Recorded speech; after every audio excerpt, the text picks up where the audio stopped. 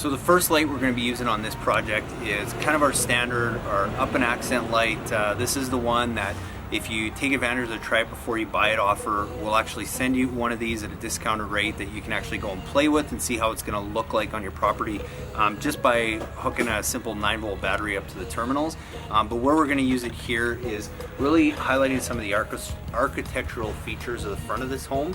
So they've got some beautiful stonework, and we're going to be putting these at the base of all these pillars. There's about 6 or 8 of them on the property, and a good tip is anytime you can hide the fixture behind a bush, a shrub, a rock, or anything, it's a great way to do it because again, you want to see the effect and not necessarily the actual fixture.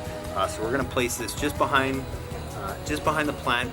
You don't want to have it too close to the building because otherwise you create a big hot spot. So we are about 12 to 18 inches back because we just want to make sure we get that light all the way to the top. So that's going to be our first use of this light, and then we're also going to be lighting up some trees as well.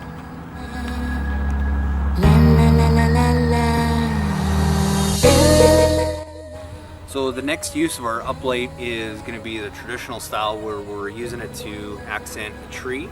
And I often get asked, well, how many lights should I use on each tree?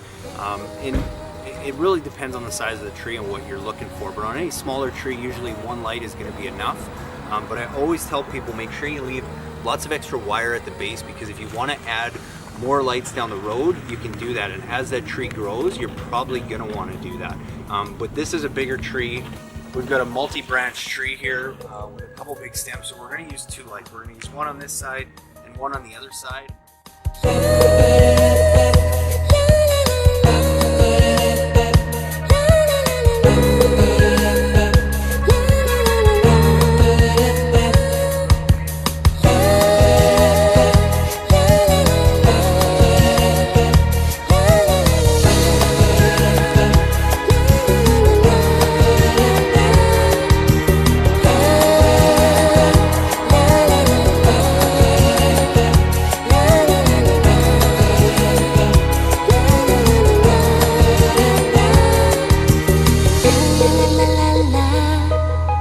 La la la la la la la la la la.